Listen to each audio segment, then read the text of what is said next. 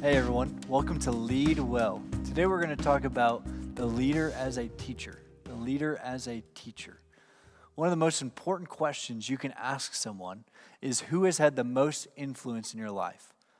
Who is the biggest influence in your life? Many people will point to their parents and then to teachers immediately afterwards.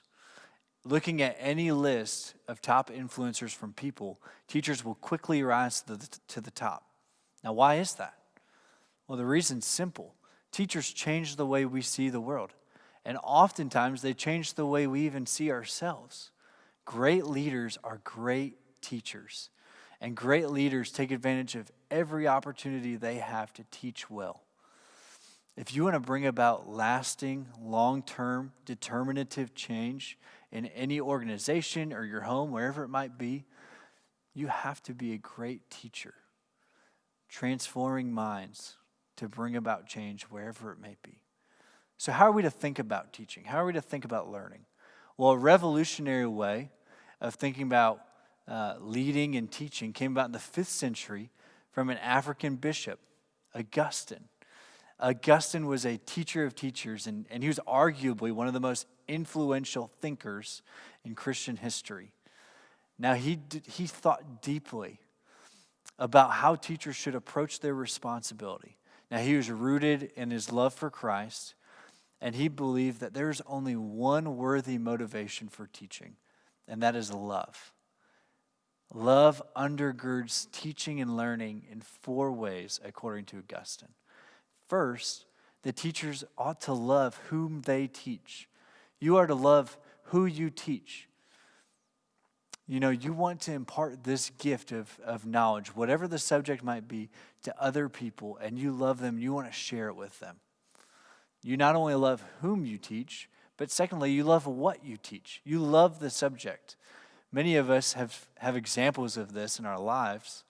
For me, in middle school and high school, one of the most difficult subjects that I did not enjoy was science. And I had 2 influential teachers, Mr. Bundes and Mr. Forwerda. They taught biology and chemistry. And they made those subjects incredibly interesting and exciting for me in ways that I had not experienced before. And they were passionate about it. And the best teachers are enthusiastic and passionate about what it is they teach. The third and arguably most important aspect for the Christian leader and teaching is that they teach out of an overflow of their love for Christ, who loved us first. Now, Augustine, when he's thinking about leading and teaching, he's thinking primarily in the terms of context of the local church. But we can apply this broadly.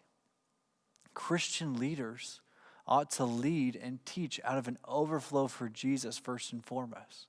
Lead and teach out of an overflow for Jesus. And that brings us fourthly and finally to the goal of teaching according to Augustine. The goal of teaching is to instruct, delight, and move students. You want to instruct students to know the subject matter, but you don't want it to stop there. You want them to delight in it. You want them to enjoy it, to want to learn more about it. And thirdly, you want this to move them. You want it to change the way they live and are in the world.